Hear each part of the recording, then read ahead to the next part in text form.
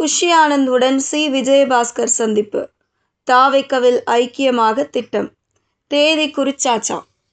சென்னை பசுமை வழிச்சாலையில் உள்ள இல்லத்தில் அமைச்சர் புஷி ஆனந்தை முன்னாள் அமைச்சர் சி. விஜயபாஸ்கர் சந்தித்துள்ளதாக கூறப்படுகிறது. இந்த சந்திப்பு அரசியல் வட்டாரங்களில் பரபரப்பை ஏற்படுத்தியுள்ள நிலையில் வரும் 29ஆம் தேதி தனது ஆதரவாளர்களுடன் சி. விஜயபாஸ்கர் தாவைக்கவில் இணைய உள்ளதாக தகவல்கள் வெளியாகியுள்ளன.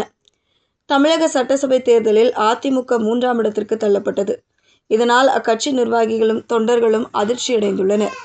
தேர்தல் தோல்வியால் அதிமுகவில் உள்கட்சி பூசலும் அதிகரித்துள்ளது. சி. விஜயபாஸ்கர் உள்பட அதிமுக எம்.எல்.ஏக்கள் 5 பேர் இதுவரை தங்கள் பதவியை ராஜினாமா செய்துள்ளனர். மரகதம் குமாரவேல் மதுராந்தகம், ஜெயக்குமார் பெருந்துறை, சத்யபாமா தாராபுரம், இசக்கி சுப்பையா அம்பாசமுத்திரம் ஆகியோர் தங்கள் பதவியை ராஜினாமா செய்தனர். ராஜினாமா செய்த கையோடு தாவைக்கவில் இணைந்தனர்.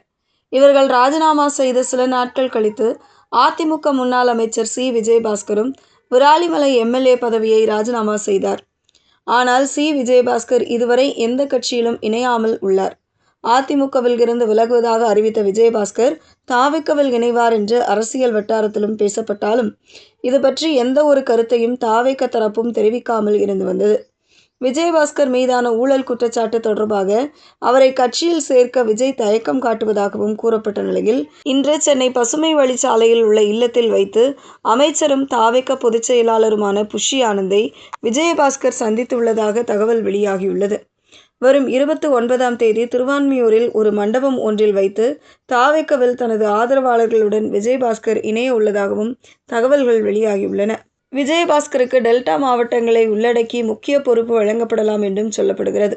தனது ஆதரவாளர்கள் அதிமுக நிர்வாகிகள் பலருடன் விஜயபாஸ்கர் தாவைக்கவில் இணைய இருப்பதாக சொல்லப்படுகிறது.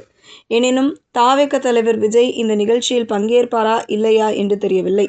ஊழலுக்கு எதிராக பேசி வரும் விஜய் தாவைக்கவை தூய சக்தி என்றும் தொடர்ந்து பேசி வருகிறார். அதே நேரத்தில் அதிமுக முன்னாள் அமைச்சரான விஜயபாஸ்கர் மீது குட்கா ஊழல் உள்ளிட்ட குற்றச்சாட்டுகள் உள்ளன.